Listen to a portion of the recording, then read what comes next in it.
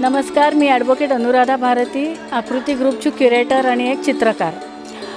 आज आपण इथे बघता आहात की संपूर्ण महाराष्ट्रातील वेगवेगळी प्रेक्षणीय स्थळं ह्या सगळ्या मुलींनी कॅनव्हासवरती उतरवली आहेत, विविध माध्यमातून आणि विविध चित्रकला शैलीतून. माझं चित्र आहे कोलाज पेंटिंग. याच्यामध्ये आता ही सुद्धा हा एक चित्रकलाचा वेगळा फॉर्म आहे की जो कोणीही केलेला नाही आहे, म्हणजे आत्ताच्या ह्या आर्टिस्टमध्ये. वारली झाले, ट्रॅडिशनल आर्ट झाले, स्प्रे पेंटिंग झाले, कोलाज पेंटिंग झालेलं नव्हतं ते मी केले.